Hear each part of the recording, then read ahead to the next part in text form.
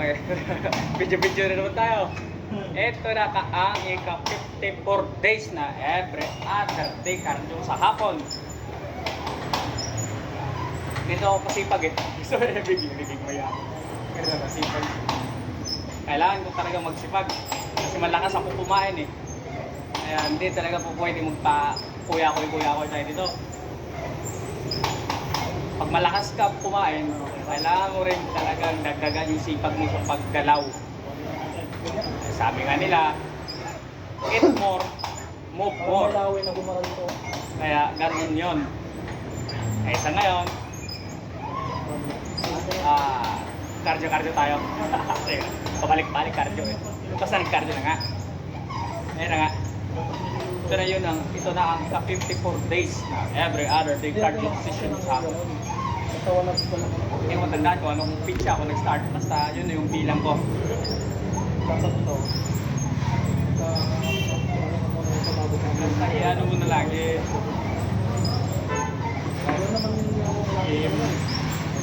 Mag-decline mo na lang ng 2. Kaya ganun ako kasipag. Halos 4 na buhay ka lang.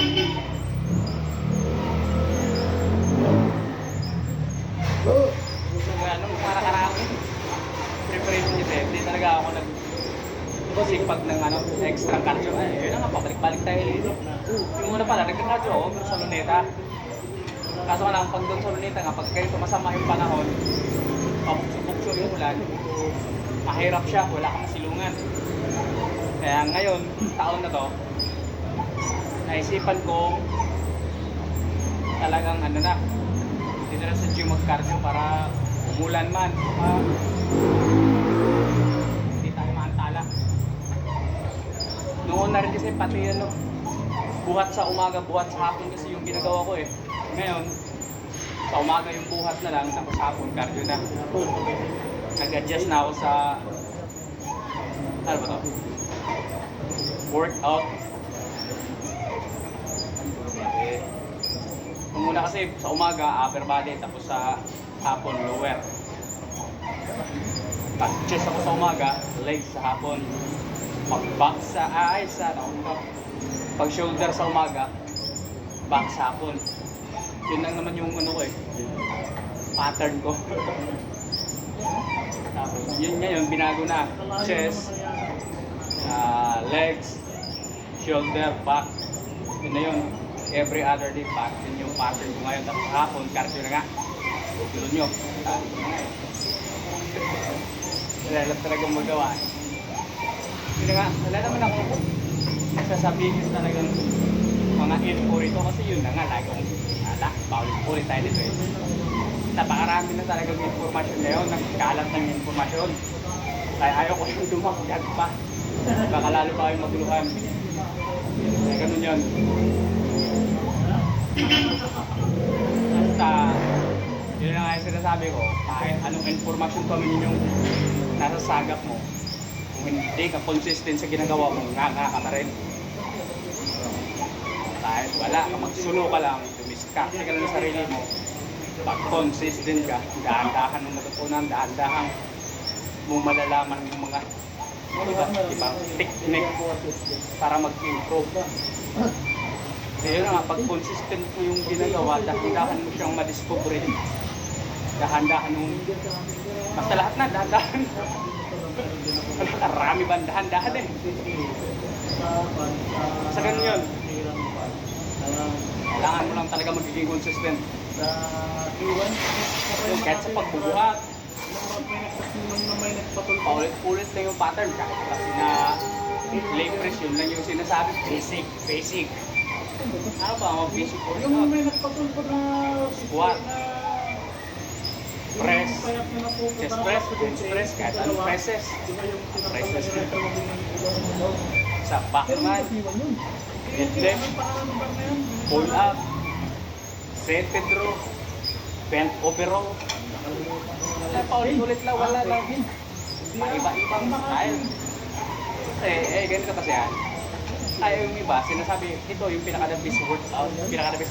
Nagbibenta sila ng training program eh. Biglang nasira. Kaya pag ako, nagbibenta ako ng isang bagay, hindi ko talaga pwede sabihin na tama lang to. The best talaga sasabihin mo. Paano ba kita maingganyo kung sasabihin kong 50% lang yung ano nito, effectiveness. Ay, sasabihin nyo talaga sa'yo, 100% effective to. Pero kung tutusin, kahit anong workout pa yan, ulit mong ginagawa, matutunan mo yung iba't ibang technique kung paano i-execute. Ganun yun. Kaso sa'yo lahat. Sa'yo. Basta ganun na yun. Kaya, yun yun. Pero nung nag-uumpisa ako, ganun din. Naiwala rin ako kasi naka-research lang ako eh. Ano ba ang trabaho niya? Hanggang nakita ko na si influencer A, sinasabing, ito yung pinaka-the best workout. Mag-mention tayo. Kahit Tom Platz. Sabi ni Tom Platz, pinaka-the best daw talagang legs exercise, squat. Pag si Dorian Yates naman, sabihin naman niya hack squat. Ang pinaka-the best legs workout. Nung nalaman ko, napanood ko ang kadahilanan niya, may problema yung lower back niya. Kaya hirap talaga siya mag-squat. Pagka nag-hack squat ka, nakasandal yung katawan mo sa pad, safe yung lower back. Yun na yun. Hindi na natin kailangan pa ng research pa. Observation lang, pwede na. Tapos counting, analyze mga bagay-bagay. Yun yung Diyan lang sa bulog lang. basta yun na yun. Yun nga rin. Kay Tom Platz naman, tsaka kay Arnold. Yun yung sinasabi niya. Ginagaya niya lahat ng protocol ni Arnold. Halip na lumakas siya, habang tumatagal, pahina ng katawan niya. Hanggang sa, parang na-burn. Naisipan niya magpahinga.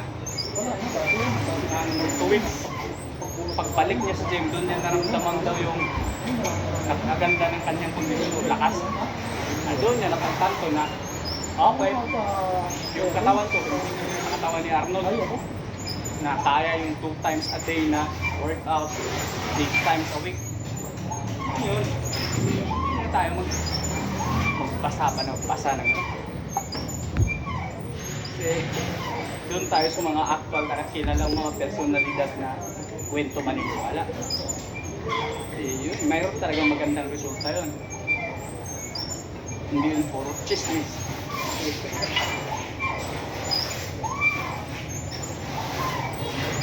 Tapos marami pang mga ibang influencer na yun nga, sabi nilang ito yung pinaka-best workout para sa kanila.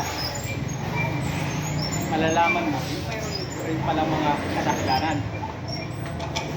Kagaya ko, hirap na hirap ako mag-bench press, flat bench press. Hindi ko talaga sabihin pinakamagandang chest workout at bench press. Hirap na ako eh. Masayang palikat ko eh. Sabihin ko talagang incline. Kasi doon naman komportable yung balikat ko. Kaya ganun kagulo ko. Ilang minuto na ba? Tama na yan. Pag sobrang haba, hirap din i-daw ay upload eh. Kaya taman ko. Nagwa pa ka dito. Oo.